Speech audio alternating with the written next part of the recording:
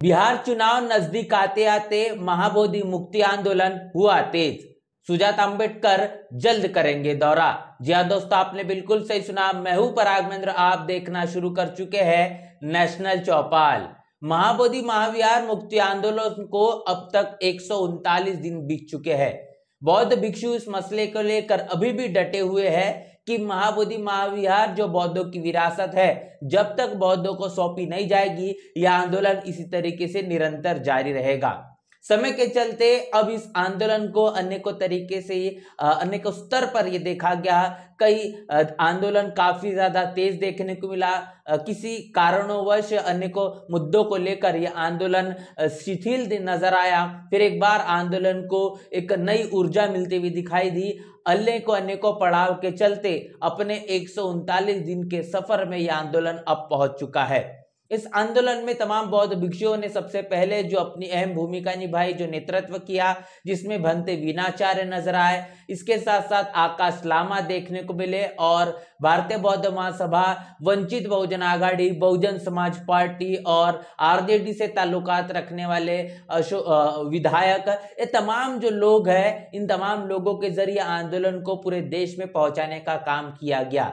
लेकिन अब तक ये सवाल बना हुआ है कि नीतीश कुमार की बिहार की जो सरकार चल रही है और इस वक्त बिहार चुनाव सर पर है, अभी भी ये मामला कहीं ना कहीं सरकार के कानों में किसी तरीके से संज्ञान में नहीं लिया गया है और बार बार इस मसले को लेकर नजरअंदाजी बनी हुई है। यह आंदोलन की अगर इतिहास के पन्नों को पलटकर हम जानकारी लेने की कोशिश करेंगे तो आपको ये पता पड़ेगा कि आंदोलन कोई नया नहीं, एक तकरीबन 135 वर्ष पुराना यह आंदोलन है, जिस आंदोलन की शुरुआत अनागारिक धम्मपाल इनके जरिए की गई।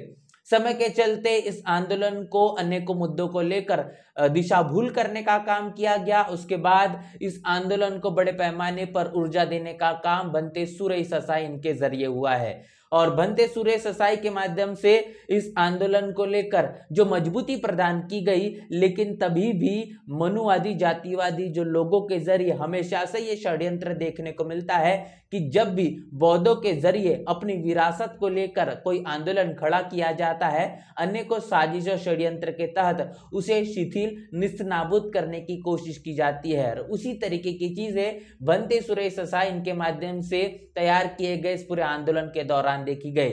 लेकिन इस आंदोलन को अब तकरीबन 139 दिनों से जो रन किया जा रहा है, जिसमें आकाश लामा, भंते वीणाचार्य, तमाम ये जो लोग शामिल है, इन आंदोलन के जरिए अब कहीं न कहीं जो आंदोलन काफी ज्यादा ठंडे बस्ते में जा चुका था, उसको एक नई ऊर्जा मिल चुकी है। आंदोलन राष्ट्रीय स्तर से लेकर तो अंतर्राष्ट्रीय स्तर तक अपना स्वरूप ले चुका है और इस आंदोलन की शुरुआत तकरीबन 12 फरवरी से हुई थी। 12 फरवरी से शुरू इस आंदोलन में तमाम बौद्ध भिक्षुओं ने बोध गया महाबोधि महाविहार के प्रांगण में इस बात को लेकर बैठकर अपना अनशन शुरू किया कि जब तक बीटीएमसी एक्ट 1949 को रद्द नहीं किया जाएगा और ये जो बौद्धों की विरासत है बौद्धों को नहीं सौंपी जाएगी, तब तक हम यहाँ से हटने वाले नहीं हैं। इस बीटीएमसीए की अगर बात करेंगे, जिसमें जो 10 लोगों की कमिटी है, जिसमें 4 जो बुद्धिस्ट है और बाकी जो 4 लोग हैं वो हिंदू समाज से ताल्लुकात रखते हैं और उसके साथ साथ बाकी जो लोग आते हैं वो जिले के कलेक्टर है। ऐसे कुल मिलाकर 9 से 10 लोगों की ये पूरी बॉडी है। और ये भी देखना दिलचस्प है कि इस पूरे के पूरे मसले को लेकर भारतीय संविधान के अनुसार देखा जाए कि 1949 से इस भारत के संविधान को लागू किया, लेकिन उसके पहले तमाम तरीके के जो एक्ट थे वो अपने आप ही निरस्त हो चुके हैं। लेकिन बीटीएमसी इसके जरिए ये 1949 का जो एक्ट है अभी भी जारी रखा गया है। तो जो शुरुआत कांग्रेस के सरकार के जरिए उस समय में की गई थी वो कहीं न कहीं अभी भी निरंतर जारी है। और इस मसले को लेकर हम देख पा रहे हैं कि आंदोलन जिस मुताबिक अपने अगले पड़ाव में देखा जा रहा है, भंते वीणाचार्य जो पूरे देश के अनेकों कोनों में घूमकर इस महाबोधि महाविहार मुक्ति आंदोलन को लेकर जनजागृति फैला रहे थे। मनुवादी, जातिवादी सोच रखना लोगों के जरिए अनेकों साजिश षड्यंत्र के चलते उनको जेल के सलाखों के पीछे डालने का काम किया गया और लंबे समय से भंते वीणाचार्य अभी जेल के अंदर बंद है।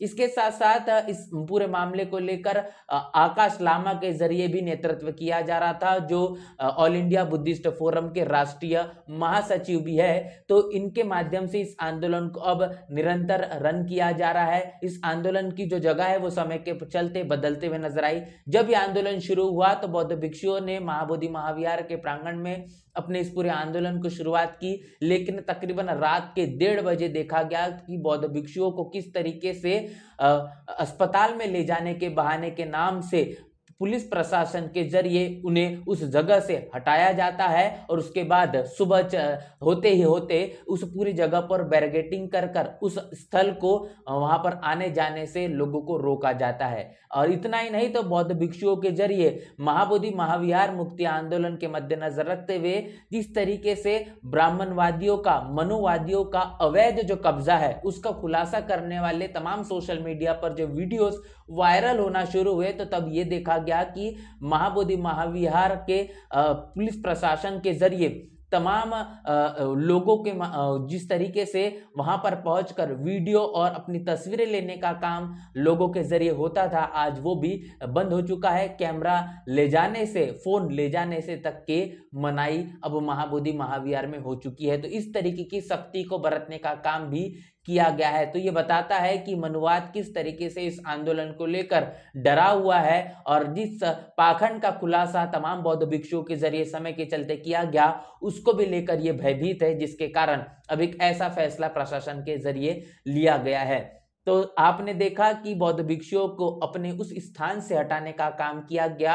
उसके बाद तकरीबन 2 किलोमीटर दूर महाबोधि महाविहार के इस आंदोलन को निरंतर जारी रखा गया। उसके बाद बंते विनाचार्य की गिरफ्तारी हुई। गिरफ्तारी के बाद उस पूरे आंदोलन की जगह को, जो कि एक व्यक्ति की जमीन थी, वो किसी पर्टिकुलर इंसान की जो जमीन थी, उनके जरिए भी उस जमीन पर जो बौद्ध महाबोधि महाविहार मुक्ति आंदोलन जो जारी था, इस आंदोलन को लेकर जो बड़े पैमाने पर देश और दुनिया में जो संदेश जा रहा था, ये भी दिक्कत और आपत्ति हुई और उसके बाद नोटिस भेजकर उस पूरी की पूरी जमीन को भी खाली करने का काम किया गया है। बौद्ध भिक्षुओं के जरिए अब प्रशासन को ये मांग की जा रही है कि ऐसी जमीन दी जाए, क्योंकि किसी भी तरीके का कोई आंदोलन है वो आंदोलन सरकारी जमीन पर होता है, लेकिन इस वक्त ये आंदोलन महाबोधि महाविहार मुक्ति का जो आंदोलन है वो बोध गया के करीब ही है, लेकिन वो सरकारी जमीन पर इस वक्त जारी नहीं है।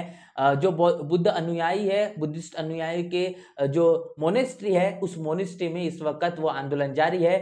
नेशनल चौपाल की टीम के जरिए उस जगह पर जाकर ग्राउंड रिपोर्टिंग के माध्यम से आखिर महाबोधि महाविहार मुक्ति आंदोलन को लेकर अब तक की क्या कुछ अपडेट है। 124 दिन पूरे होने के बाद हम वहां पहुंचे थे, लेकिन अब तक 139 दिन बीत चुके हैं और इस मामले को लेकर जिस तरीके से तमाम राजनीतिक पार्टियों की अपनी अपनी भूमिका है, ऐसे में आपको बताएंगे कि वंचित बहुजन आघाड़ी के जरिए इस मसले को लेकर लगातार प्रतिक्रियाओं का सिलसिला जारी है। वंचित बहुजन आघाड़ी के राष्ट्रीय अध्यक्ष प्रकाश आंबेडकर के जरिए इस आंदोलन में शिरकत करने का काम किया गया था। प्रकाश आंबेडकर 16 से 17 अप्रैल 2025 को महाबोधि महाविहार मुक्ति आंदोलन के प्रत्यक्ष तौर पर वहां पर सहभागी हुए थे। उसके बाद अगर बात करेंगे भीमराव अंबेडकर की, तो भीमराव अंबेडकर भी 12 मई 2025 को महाबोधि महाविहार मुक्ति आंदोलन में पहुंचकर इस आंदोलन को मजबूती प्रदान करने के लिए अपना सहयोग दिया था। अब आने वाली 5 जुलाई को महाबोधि महाविहार मुक्ति आंदोलन को मजबूती प्रदान करने के लिए वंचित बहुजन आघाड़ी के नेता सुजात अंबेडकर ये पहुंचने वाले हैं। तो ये बड़ी अपडेट है इस वक्त की। और इसके साथ साथ एक अपडेट आप समझ लिए कि आने वाले 29 जुलाई को सुप्रीम कोर्ट के जरिए ये सुनवाई की जाएगी इस पूरे मामले पर कि महाबोधि महाविहार जो आंदोलन है जो चल रहा है, या फिर ये मामला किसके पाले में जाएगा। जो बात मांगे उठाई जा रही है वो मांगे क्या पूरी होगी, क्योंकि सरकार इस मसले पर किसी भी तरीके से कुसूद नहीं ले रही है। और इस सुनवाई के बाद आंदोलन का आखिर अगला पड़ाव क्या होगा तब जाके ही पता चलेगा। तो ये अब तक की तमाम वो अपडेट जो महाबोधि महाविहार मुक्ति आंदोलन को लेकर थी। बहुजन समाज की तमाम लोगों को इस तरीके के अपडेट को समझना जरूरी है, क्योंकि इस देश का मनुवादी जातिवादी मीडिया आपको ये तमाम चीजें नहीं साझा करेगा। तो आपने इस पूरे वीडियो को लेकर क्या कुछ समझा है, अपनी प्रतिक्रिया लिखकर कमेंट बॉक्स में जरूर बताएं। आपने इस आंदोलन को लेकर आपकी भूमिका क्या है, आप क्या सोच रहे हैं, वो भी आप लिखकर कमेंट बॉक्स में जरूर साझा करें। मिलते इसी प्रकार के नए वीडियो में, तब तक के लिए जय भीम, जय भारत।